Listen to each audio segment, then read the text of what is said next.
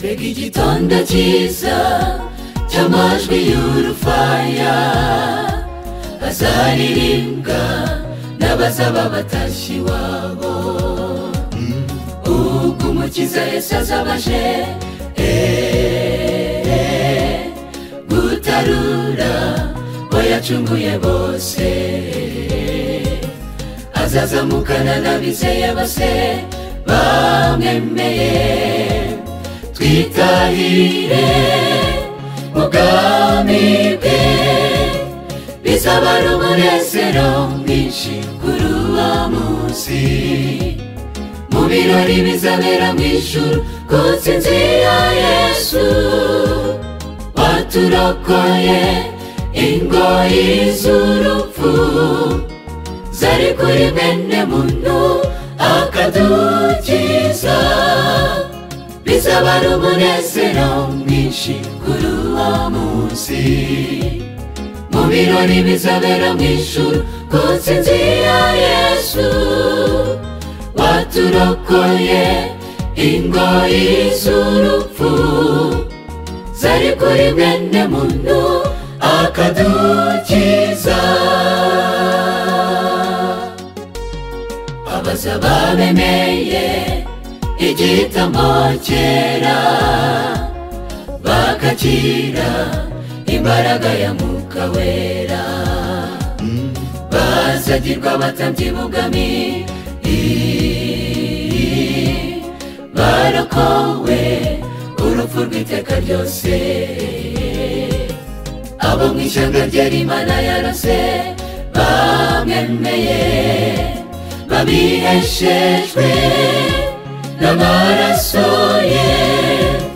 Bizaba ari umunezero mwinshi kuri uwo munsi. Mu birori bizabera mu ijuru ku ntsinzi ya Yesu, waturokoye ingoyi z'urupfu zari kuri bene muntu akadukiza. Bizaba ari umunezero mwinshi kuri uwo munsi.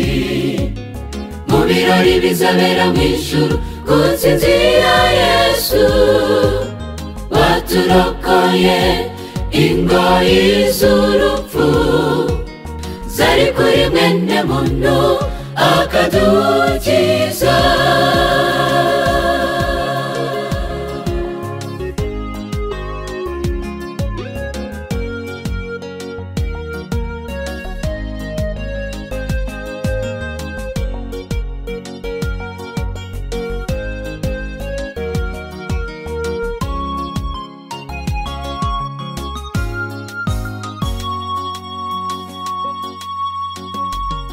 Bizaba ari ibyishimo dusezeye ku isi, tuzamurwa na Yesu we waturokoye. Kurira no kuganya bizashira, birakerwe Satani n'abamwemeye.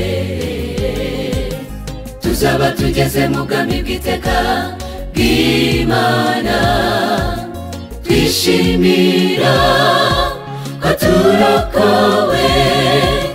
Bizaba ari umunezero mwinshi kuri uwo munsi. Mu birori bizabera mu ijuru ku ntsinzi ya Yesu, waturokoye ingoyi z'urupfu zari kuri bene muntu akadukiza. Bizaba ari umunezero mwinshi kuri uwo munsi. Mu birori bizabera mu ijuru ku ntsinzi ya Yesu, waturokoye ingoyi z'urupfu zari kuri bene muntu akadukiza.